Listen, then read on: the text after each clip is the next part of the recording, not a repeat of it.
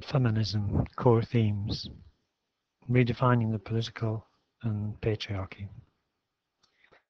All feminists believe that women are disadvantaged because of their sex and that this disadvantage should be overthrown.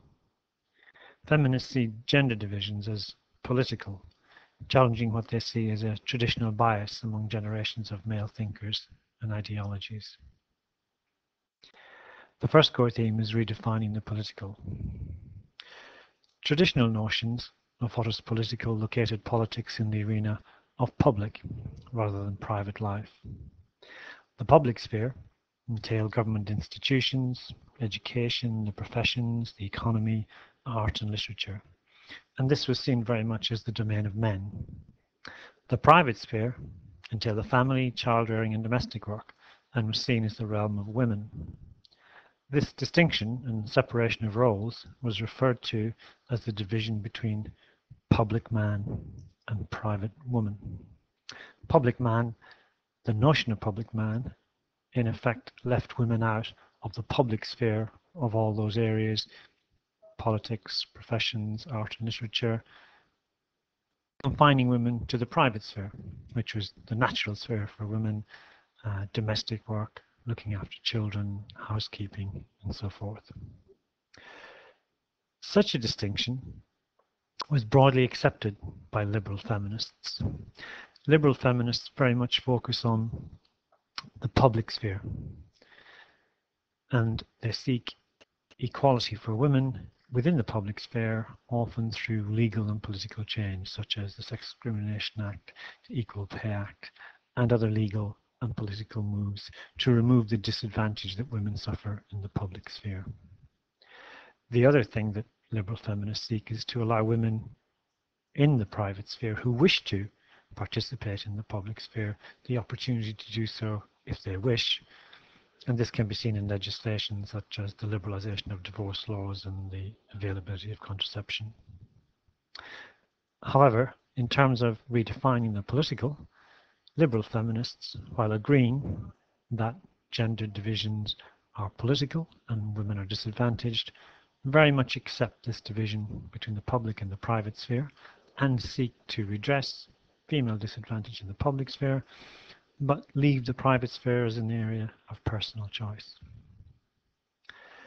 The second group of feminists, socialist feminists, also see gender divisions as political.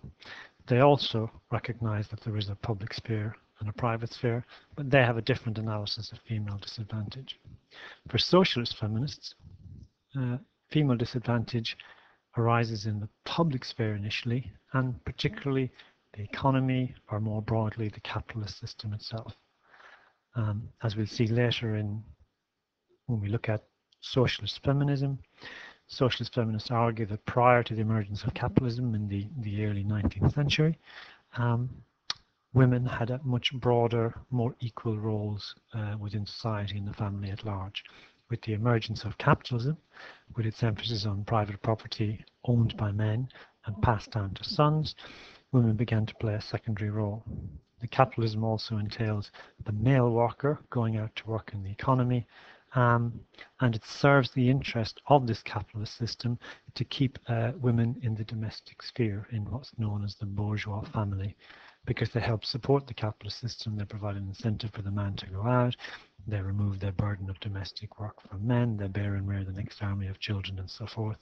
So socialist feminists also accept there's a public-private divide. They also see gender divisions as political, but again in a very different way to liberal feminists. For socialist feminists, if you want to achieve female equality, they would say the liberal approach of legal and political reforms is useless. What you need is a revolution, a class revolution that would get rid of the capitalist system, and therefore you would have female equality. The third group of feminists, radical feminists, have the most radical analysis of female disadvantage. They would say both liberal and socialist feminists are wrong in their analysis of female disadvantage. They would say that female disadvantage begins in the private sphere, particularly in the family, The politics is not something that stops at the front door, and they very much redefine what politics mean. According to Kate Millett, politics is about power-structured relationships where one group of people control another. And they say if you want to get rid of female disadvantage, you've got to address this inequality in the private sphere, particularly the dominance of the male, the patriarchal family, and the uneven distribution of roles and responsibilities in the private sphere. For radical feminists, female disadvantage starts here and then is merely reflected in the public sphere. They too are revolutionary, like socialist feminists, but their kind of revolution will be a sexual revolution, where the disparity between roles of men and women in the private sphere is broken down, and that is the only way that you can get male and female equality and remove female disadvantage. So in summary, redefining the political, all feminists accept there is a public-private divide, and that gender divisions are very political. Liberal feminists adopt the traditional notion of politics and focus very much in the public sphere and aim to remove female disadvantage in that arena.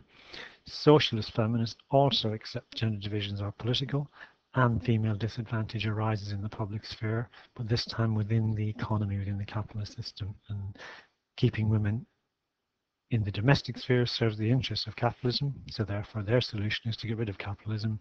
Radical feminists have the most radical approach. They seek to redefine politics completely, much broader definition about power structured relationships, and if you wish to seek female equality, you've got to address the private life where they say disadvantage begins.